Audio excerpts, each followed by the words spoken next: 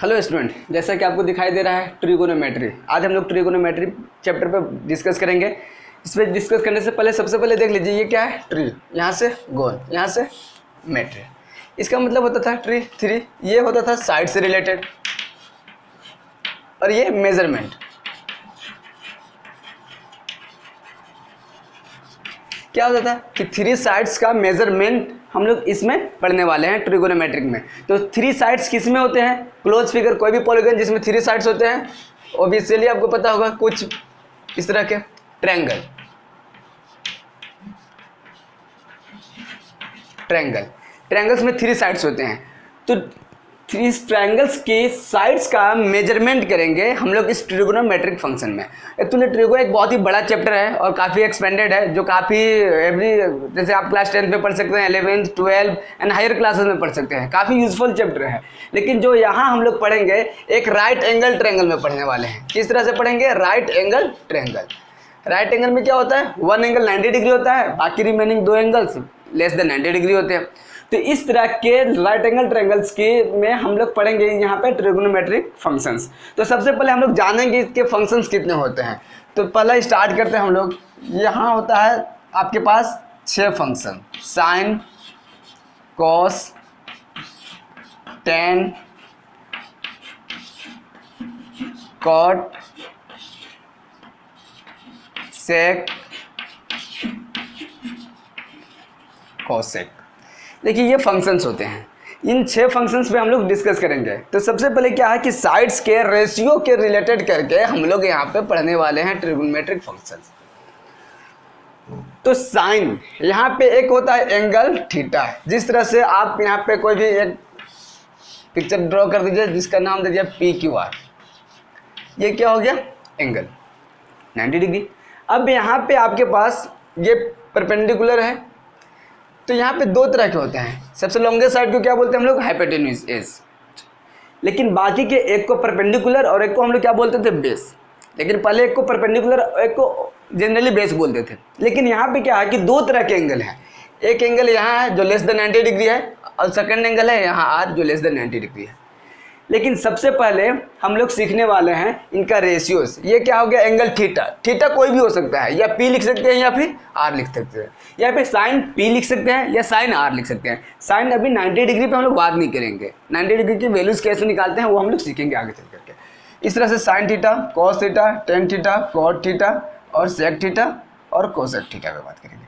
Sign जो theta होता है P/H, परपेंडिकुलर अपॉन हाइपोटेन्यूज। कोस होता है B/H, टेन होता है P/B, कोट होता है B/P, H/B, H/P।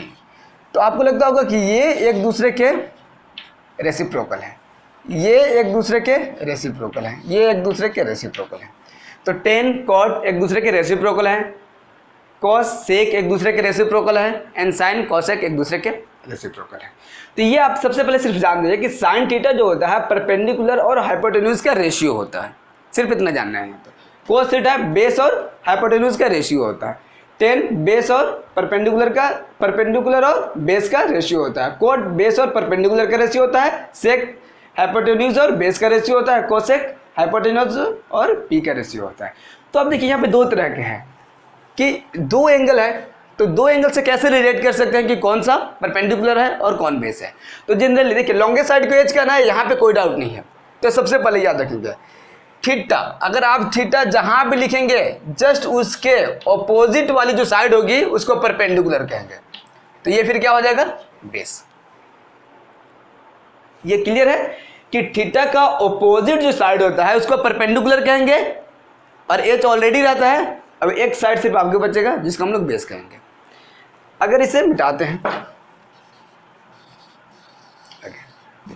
अगर थीटा फिर कहाँ लिख दिया मैंने? यहाँ P की जगह पे। तो इसकी ऑपोजिट साइड कौन हो गई? ये। इसको हम लोग P कहेंगे, फिर ये B कहेंगे। क्लियर है यहाँ तक? अब देखिए अगर हमने यहाँ लिख दिया साइन P, तो साइन P क्या होता है? Perpendicular upon hypotenuse. परपेंडिकुलर क्या है? QR। तो यहाँ लिख सकते हैं आप QR/PR। ठीक है। अगर यहाँ आपने लिख दिया साइन की जगह पे फिर मैंने एक दूसरा एक ले लिया कॉस आर। अब देखिए आर कहाँ पे है, यहाँ। अब इसके अकॉर्डिंग देखिए ये क्या हो गया अब पी। अब ये एक्चुअली एक फिगर को ही देखेंगे लेकिन ये एंगल पे डिपेंड करेगा। एंगल अब कहाँ है आर, तो आर के अकॉर्डिंग देखेंगे आर कहाँ है, यहाँ पे है। इसके अपोजिट क्या हो गया, ये पी हो गया और ये अब क्या हो गया बी, और ये एच हमेशा एच रहेगा। तो अब आर के अकॉर्डिंग क्या होता है, कोस क्या होता है बी अपॉन एच। आर के अकॉर्डिंग बी कौन है, ये sides, it means Q R upon ये। इस तरह से अगर मैंने ले लिया 10R, 10 क्या होता है P अपॉन बी, R है इसका परपेंडिकुलर कौन है, ये पी क्यू, बी बेस कौन हो गया क्यू आर। इस तरह से आप रेशियोज ले सकते हैं। ये सबसे इंपॉर्टेंट है, इसको लर्न कर लेना है और इसके बाद ये आसानी से निकाल सकते हैं, कोई दिक्कत नहीं होगी। चलिए एक क्वेश्चन लिखते हैं फिर आपको समझ में आ जाएगा और क्लियर। ये आपने लिख लिया होगा, इसे मैं मिटा देता हूं। देखिए एक पिक्चर है पी क्यू आर, ठीक है। यहाँ पे है 12 cm या 13 cm। तो सबसे पहला काम है, ये जो एंगल क्यू है 90 डिग्री है, कि इस राइट एंगल ट्रायंगल की ऑल साइड्स आपको फाइंड करनी है। तो आपके पास एक क्यू आर मिसिंग है, तो सबसे पहले क्यू आर फाइंड करना होगा। क्यू आर फाइंड करने के लिए आप पाइथागोरस यूज कर सकते हैं, H square minus P square. अभी सपोज कर लिया ये पी है, 13 square minus 12 square, 13 square 169 minus 12 144। जब इसको सब्ट्रैक्ट करेंगे 25 आ जाएगा और ये हो जाएगा 5 सेंटीमीटर। आप इस तरह से सबसे पहले मिसिंग साइड्स को फाइंड करना है। ये आपके पास हो गया 5 सेंटीमीटर। अब इसके अकॉर्डिंग चाहे कुछ भी पूछे आप फाइंड कर सकते हैं। पहला क्वेश्चन था कि साइन पी फाइंड करना है, फिर सेकेंड था कोस आर, थर्ड है 10P, फोर्थ है सेक P। अब देखिए साइन P, अगर P पे बात करेंगे तो इस P के सामने वाला क्या हो गया परपेंडिकुलर। साइन का रेशियो क्या होता था P upon H, perpendicular upon hypotenuse. तो साइन P पे निकालेंगे तो हम लोग क्या लिख सकते हैं यहाँ से, sine P is equal to P upon H. Okay, sine P के अकॉर्डिंग P क्या है क्यू आर अपॉन एच, हमेशा लॉन्गे साइड है। यहाँ पे लिख सकते हैं 5 अपॉन 30। क्लियर है। अब इसके बाद है कोस आर, कोस आर लिखेंगे। अब कोस आर है, आर के अकॉर्डिंग देखेंगे, ये तो हो गया P और ये हो गया फिर B, इसके ऑपोजिट को क्या कहते हैं P, तो ये हो गया आपका P और ये B हो गया। तो कोस आर होता है B अपॉन कोस के कुछ भी यहाँ पे लिखा हो, इसका रेशियो हमेशा B अपॉन एच होगा। तो R के अकॉर्डिंग B क्या है Q R upon P R, it means 5 upon 30। देखिए यहाँ भी 5 अपॉन 30। अब इसके बाद यहाँ से मिटाते हैं इसको, फिर 10P लिखना है। 10P, 10P क्या हो जाएगा P upon B, perpendicular upon base होता है। तो P के अकॉर्डिंग P ये है और B ये हो जाएगा क्योंकि ये H होता है। तो आप लिख सकते हैं यहाँ पे 5 अपॉन 12। इसके बाद सेक, सेक P, सेक P क्या होता है H अपॉन B। P के अकॉर्डिंग देखिए ये तो क्या कहलाएगा आपका P, तो ये हो जाएगा फिर B। तो इट मीन्स H तो हमेशा लॉन्गे साइड होता है 13 अपॉन 12। क्लियर है। इस तरह से कोई भी रेशियोज आप फाइंड आउट कर सकते हैं। चलिए एक अनदर क्वेश्चंस को देखते हैं जो आपको समझ में आ जाएगा।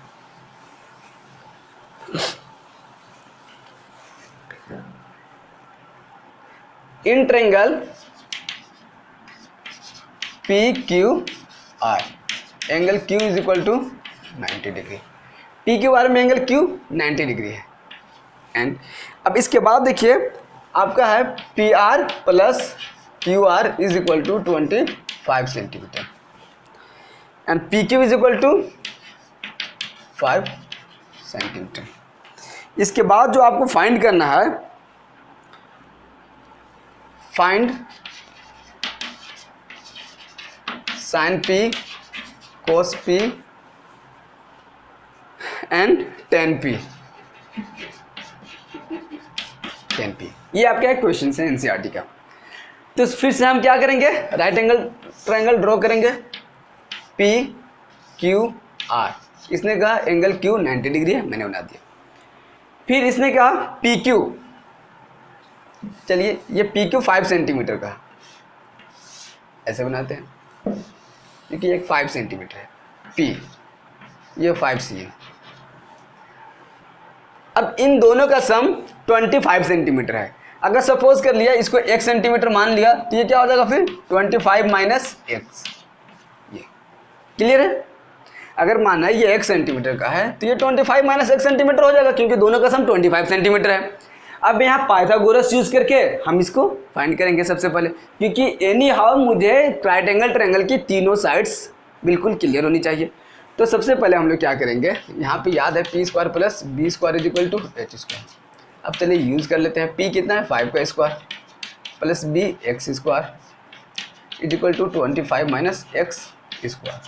अब देखिए पी स्क्वायर क्या हो जाएगा 25 प्लस एक्स स्क्वायर, अब हो जाएगा 625 plus x square minus 50 x square vanish हो गया। 550 की इधर RHS में LHS ले आप पॉजिटिव हो गया, 625 माइनस 25 इट मीन्स 600।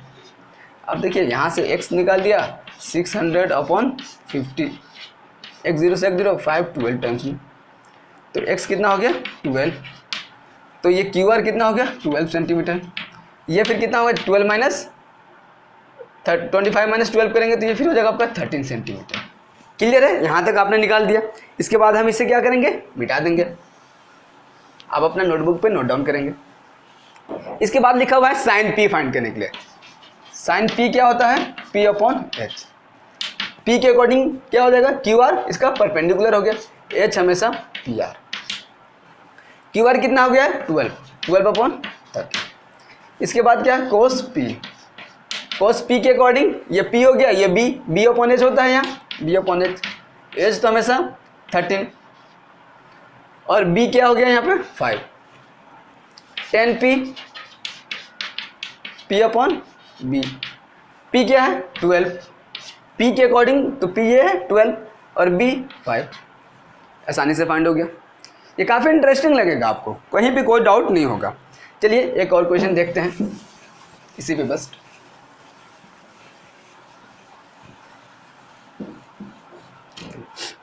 एक्चुअली एक लिखा हुआ है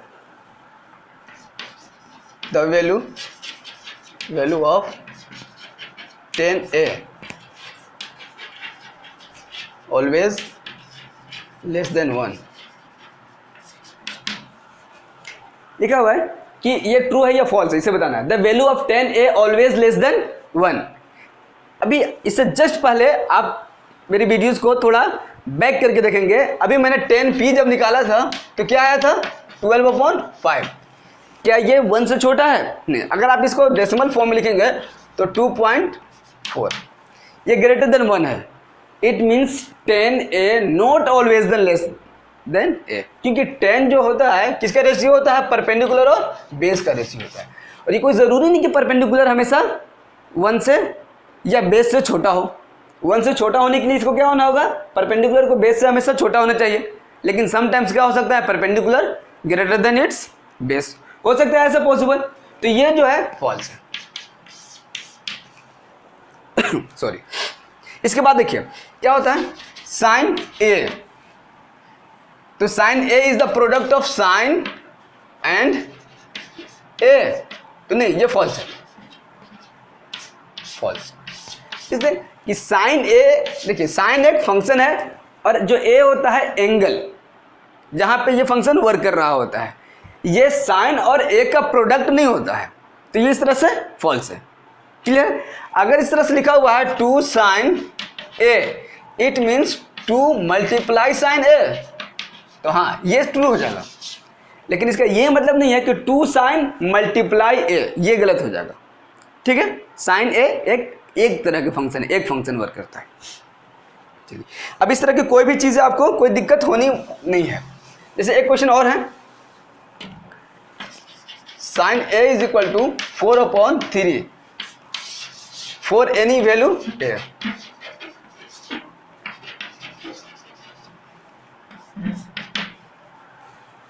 ए के किसी वैल्यू के लिए sine A is equal to 4/3 हो सकता है क्या? सोचिए कैसे इसको सोचना है। देखिए साइन ए क्या होता है P/H। यहाँ देखिए यहाँ क्या होता है परपेंडिकुलर, यहाँ होता है हाइपोटेन्यूज। क्या हाइपोटेन्यूज से परपेंडिकुलर कभी भी बड़ा हो सकता है? नहीं। राइट एंगल ट्रायंगल में सबसे लॉन्गेस्ट साइड को हाइपोटेन्यूज कहते हैं, ये सबसे बड़ा होता है। इट मीन्स 4/3 पॉसिबल नहीं है, ये फॉल्स है। क्लियर है? ये फॉल्स हो सकता है। ये कभी भी ऐसा पॉसिबल नहीं है कि हाइपोटेन्यूज ही छोटा हो जाए इसके परपेंडिकुलर से या इसके बेस से। It is not possible, so it is false. Clear है यहाँ तक? ये बिल्कुल ईजी था, कोई दिक्कत है नहीं। चलिए इसके बाद नेक्स्ट टॉपिक पे बात करेंगे। इसका टेबल बुक्स में गिवन है, वैसे मैं इसका डिस्क्रिप्शन में टेबल लिख दूंगा, आप वहां से चेकआउट कर सकते हैं, लेकिन बुक में आप आसानी से देख सकते हैं। और कुछ वैल्यूज कैसे फाइंड आउट करते हैं। अब देखिए एक इंपॉर्टेंट चीज देख लीजिए थोड़ा पहले, sine theta whole square is equal to sine square theta. अगर आपके पास sine theta is equal to 2/3 है तो sine square theta is equal to 2/3 whole square, it means 4/9। Sine theta whole square is equal to sine square theta, ये होता है। ये सब ध्यान रखेंगे, कभी भी ऐसा कुछ पॉसिबल हो तो आप फाइंड आउट कर सकते हैं। चलिए अब टेबल के अकॉर्डिंग हम लोग कुछ सीखेंगे और कुछ जानेंगे। इस तरह से sine 30 degree plus cos 45 degree, अगर इस तरह के वैल्यू फाइंड आउट करने हैं तो यहाँ पे कुछ है नहीं करना, सिर्फ इसके वैल्यूज जो आपको लर्न होना चाहिए। आप टेबल देखेंगे 2-3 बार प्रैक्टिस करेंगे तो आसानी से मेमोराइज हो जाएगा, तो आप आसानी से फाइंड आउट कर सकते हैं। ठीक है, साइन 30 का जो वैल्यू होता है 1/2 होता है, कोस 45 होता है 1/√2। टेबल को कैसे प्रिपेयर करना है मैं नेक्स्ट वीडियो में बताऊंगा आपको कि टेबल कैसे बनाते हैं। अब देखिए इसे क्या करना है, इजीली सॉल्व कर सकते हैं। 2√2, तो यहाँ क्या हो जाएगा आपका √2 + 2, बस ये जो वैल्यू हो गया। अब इसे कुछ कर नहीं सकते हैं, ये आपका साइन 30 + कोस 45 डिग्री हो गया। ये वैल्यूज आप आसानी से निकाल सकते हैं। फिर ऐसे हो गया 2 sine square 30 + 3 cos square 60 degree, इसकी वैल्यू फाइंड आउट करनी है। 2 को 2 लिखेंगे एज इट इज, साइन 30 का वैल्यू 1/2, इसके बाद स्क्वायर लगा देंगे। साइन स्क्वायर थीटा क्या होता था, sine theta whole square, sine 30 1/2 square, तो स्क्वायर लगा दिया, plus 3 cos square theta means cos theta whole square. Cos 60 का जो वैल्यू होता है ये भी होता है 1/2, यहाँ भी स्क्वायर लगा दिया। अब देखिए 2 × 1/4 प्लस 3 × 1/4, यहाँ तो 2 टाइम्स में हो गया 1/2 प्लस 3/4। अगर आप इसका एलसीएम लेंगे तो ये हो जाएगा 4, 2 + 3 = 5/4। इस तरह से आप वैल्यू फाइंड आउट कर सकते हैं। ये जो इसका नेक्स्ट टॉपिक है काफ़ी इजी है, बिल्कुल आसानी से आप निकाल सकते हैं कोई भी वैल्यू।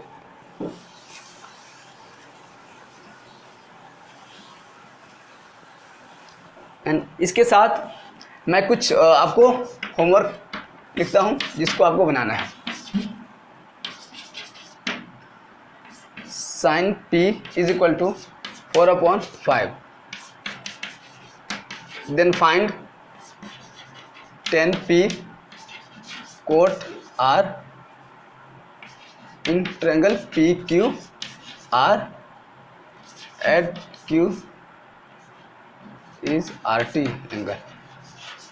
ठीक है, राइट एंगल है, Q पे क्या है, राइट एंगल है, इससे आपको फाइंड आउट करना है। सेकेंड क्वेश्चन में लिखता हूँ 3 cot A = 4 in triangle ABC angle B = 90 degree, find sine square C minus cos square A। First, second tan square A plus coat square C। Okay, and question number third 3 tan square 30 degree plus 4 sec square 45 degree, इसका value find out करना है। ये table आपके book में आसानी से given है। अगर ये 3 आप इस वैल्यू को फाइंड आउट करके और इसका आंसर आप मुझे कमेंट सेक्शन में दे सकते हैं। अगर ये वीडियो आपको पसंद आता है तो आप मेरे चैनल को सब्सक्राइब करें, लाइक करें और अपने दोस्तों के साथ शेयर करना बिल्कुल भी ना भूलें। और इसका नेक्स्ट पार्ट मैं अगले दिन अपलोड कर दूंगा। And finally thanks for watching.